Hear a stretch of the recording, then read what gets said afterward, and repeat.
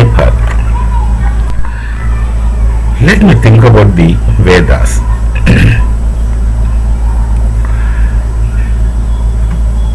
This indeed is actually an impossible task, but thinking, nothing stops one from thinking.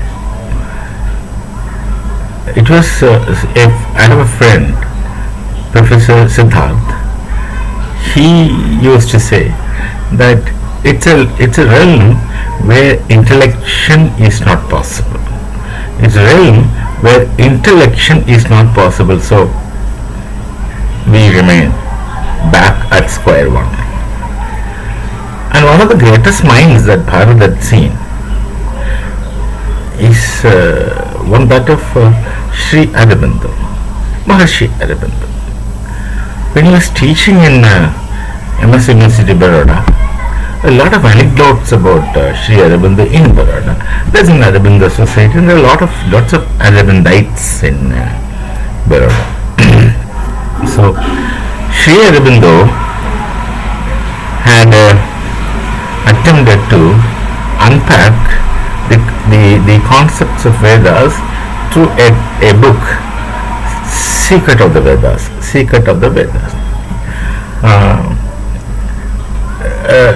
At that time, not at that time, later, a student had done a PhD also with me on the same text, the Secret of the Vedas. This, of course, we knew it's an impossible task, but then she did there. I thought I would support, I did support, and she got a doctorate.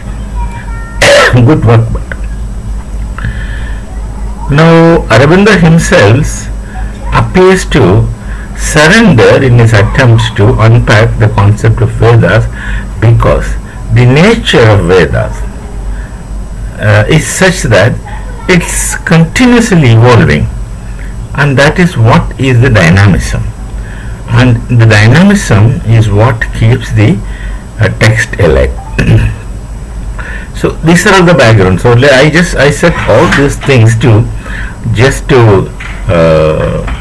as an introduction to say that to discuss about or to indicate the impossibility of understanding. The kind of understanding what we normally do is rather not possible with the Vedas.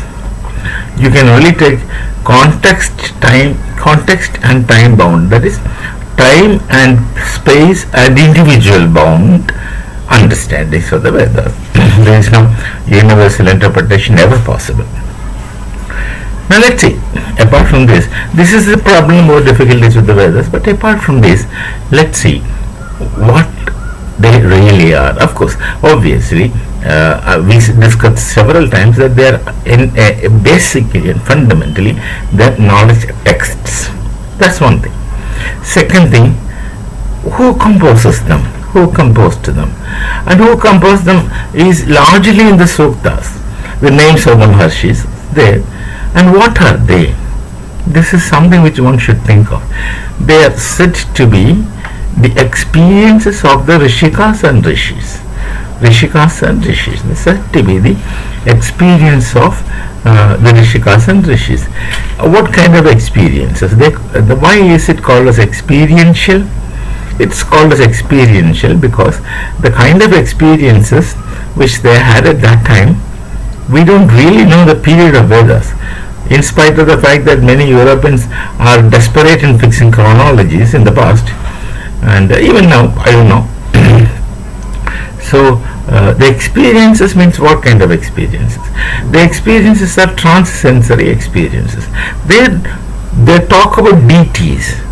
They talk about Agni Mileo Puroga. That's how they begin. Rigveda begins. They talk about deities. They talk about ritual that lengthen that at large, but such things are only peripheral. That is the problem, and that is the point. They deal with all kinds of knowledge, not really presented in 2 plus 2 is equal to 4 manner. They presented in, if I am allowed to say, enigmatic manner, they have a purpose of making it enigmatic, which really constitutes the dynamism of the Vedas, the creativity built in within the Vedas, creativity given time, space and individual. That's very important. Time and space, of course, one thing, but the individual concerned is his mental requirement, his sthayi power of the manas. These things are involved in understanding Vedas. So every understanding is temporary, for the time being, for the context and for the individual. Now, how did what is this kind of experiential knowledge? Naturally, experiential knowledge, when we speak about, we talk about transsensory experience. Naturally, because the period when the yoga was experienced by the Rishikas and Rishis had no scientific development. How do we know things commonly, human beings? We know things through our sense organs. Sannigasha Utpannam Jnanam Pratyaksham. That is how Maharshi Gautama defines in Nyaya Sutra. Sense object contact experience. Now, sense object contact experience is involved in the limitations built in with our sense organs. So, our sense organs have known limitations. We know the limitations of our sense organs. So with the limitations of sense organs, we cannot go beyond a point in knowing. That is the problem with cognitive knowledge. Cognitive, let me simply say, contextual based knowledge should be understood as cognitive knowledge literally. So sense have limitations. So cognitivity also has limitations. And what the science does? Science creates instruments which lets these sense organs transcend their limitations. Science creates such instruments which enhances the abilities of sense organs to whatever possible level. So with the coming of scientific instruments, our sense organs efficiency, ability or reach in common language has gone to a larger extent, and we started gathering knowledge. Fine. That is what is happening today with science and scientific knowledge. But certainly when the river Saraswati was flowing in its might, with full might, must have been the period of Vedas. Though we cannot fix a time legitimately, we can speculate. The people do speculate. So when the river Saraswati was flowing in full might, there were settlements, Vedic settlements on either side of river Saraswati, which are still there, and the remnants, of course, are still there. So there, the Rishikas and Rishis experienced trans-sensory perception, which of course is said to be yogaj in the philosophy of yoga.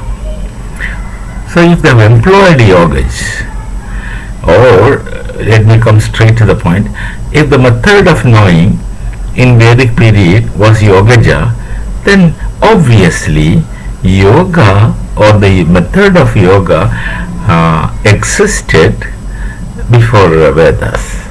Though they were written much later by Patanjali Maharshi, much later by Maharshi Patanjali, the method of knowing had to have existed naturally, and it's only through that method the knowledge was obtained, and then of course it was not written, it was not composed. They had a method of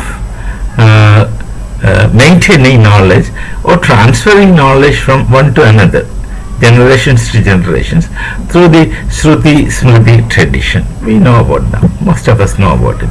Shruti Smriti tradition. It gets carried from generations to generation.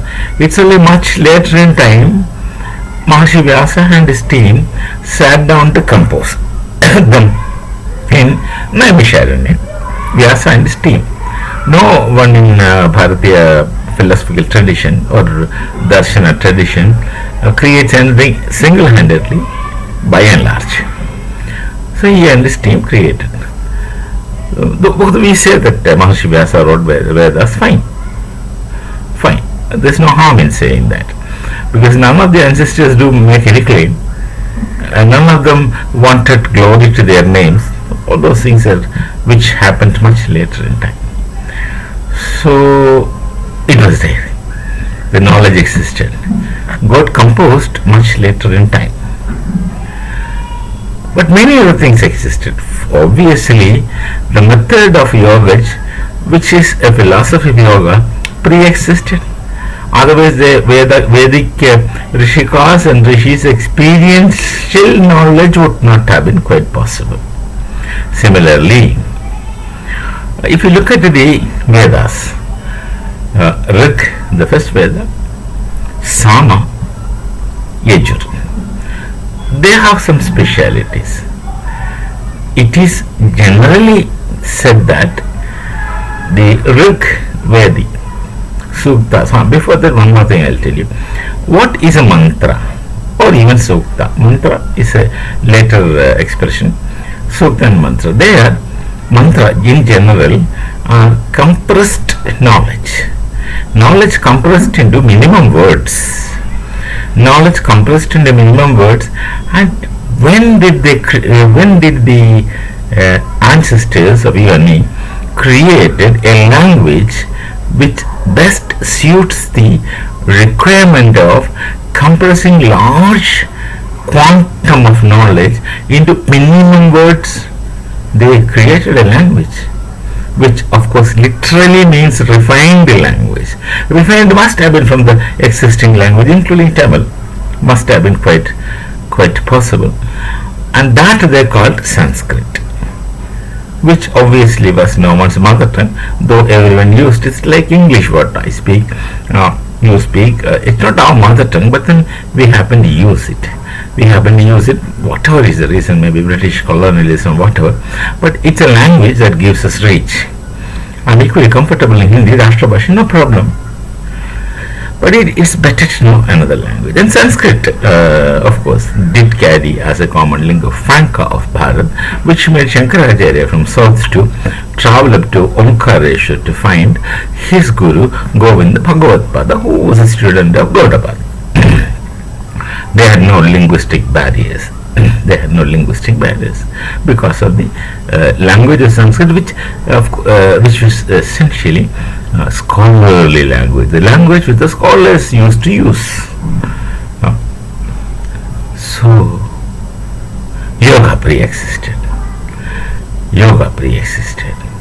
Rigveda, when Rigveda was styled or structured using ragas, 7 swaras, we call it Sapta swaras.